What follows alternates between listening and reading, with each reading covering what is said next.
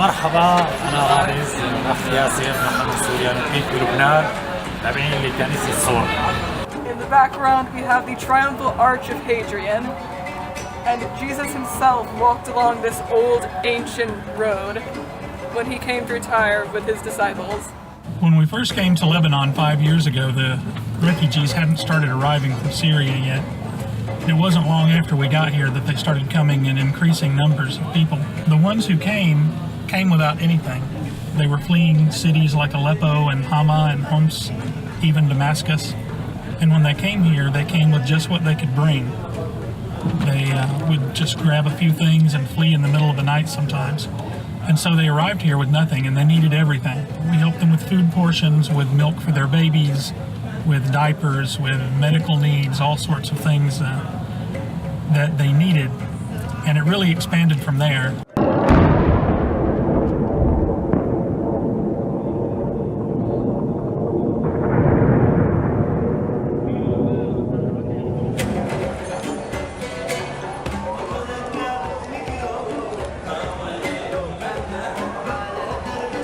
If you want to understand the situation of the refugees, then you need to understand the reasons behind the war that they're fleeing in Syria.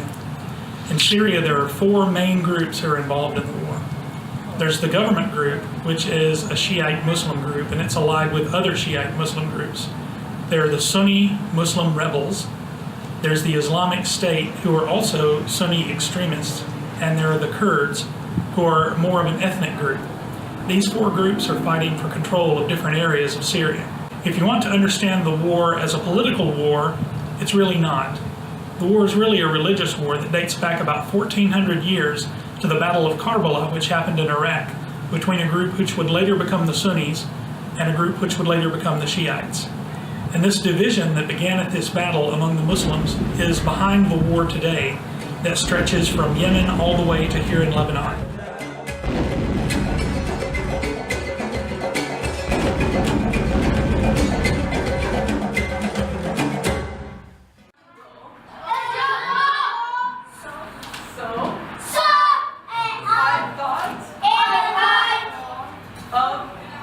When Syrians flee the war, their options are based on their economic class. So the wealthy Syrians have gone to places like the Gulf and Egypt and Turkey, in some cases even Europe, and they live a life there that's not much different than what they lived in Syria. The people that we get here are the middle class people.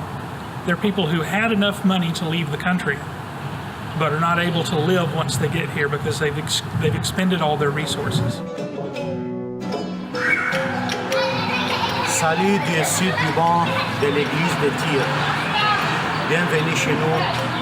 On vous attend. The minimum wage here in Lebanon is $600 a month, but a typical illegal worker with a good salary will make $300 a month. This is a very hard situation for the refugee families because this doesn't leave them anything to live on. When they come here, we find them usually in one of three living situations. Someone with a decent job paying $300 or more a month might live in a two-bedroom apartment in a bad part of town. Often there won't be good doors or windows. The heat comes in the summer and the cold comes in the winter. There may be problems with black mold and leaky roofs and things like that. Most of the refugees live in the second kind of housing, which is typically unfinished housing. Often there'll be a building that's under construction and not finished, and they'll live in one of the empty rooms. They don't have windows or doors in the openings, so they cover them with blankets or plastic, and they're really exposed a lot to the elements living this way. The black mold is a big problem, leaky water. These aren't really decent places to live. While a good apartment might rent for $300 or $400 a month, they can often rent one of these substandard apartments for $200 a month. It might even be built under a stairway that a landlord has taken in, or he might put up a couple of extra shacks up on the roof and rent those out for a couple of $100 a month. The poorest people live in camps. They actually get dirt that they rent. They'll often pay $100 a month or $60 a month just to rent enough space, enough dirt to build a shack on. They'll typically group in families of 20 to 30 to 40, and they live on the land that they work on. So they'll get a job with a farmer picking his crops, and he'll rent them some land to build a shack on. Jumbo from the entire church. Asante sana, Mungu akubariki.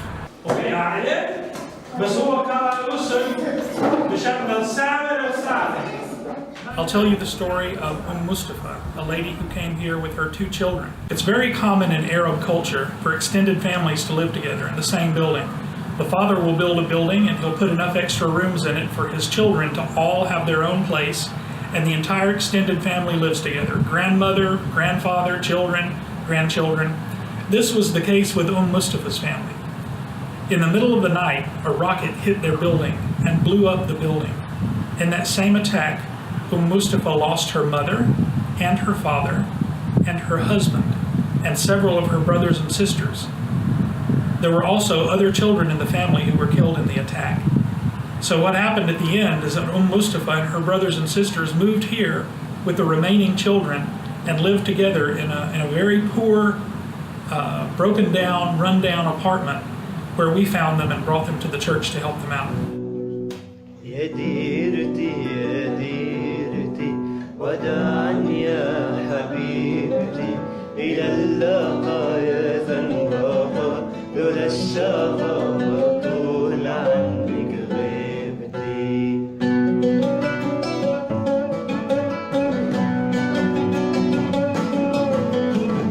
One of the more shocking things that I discovered was the need for a mother care ministry here among the Syrian refugee women. It started one night when a lady called me and said, "I need you to help me get my baby out of the hospital." I'm not a doctor, I didn't know anything about getting babies out of hospitals, but I went to see what the situation was. I went up to the nursery where her baby was at and talked with the hospital staff, and they confirmed to me that they were holding the baby for her unpaid medical bill. And I discovered that there were 2 other babies there in the nursery that night that were also being held for unpaid medical bills.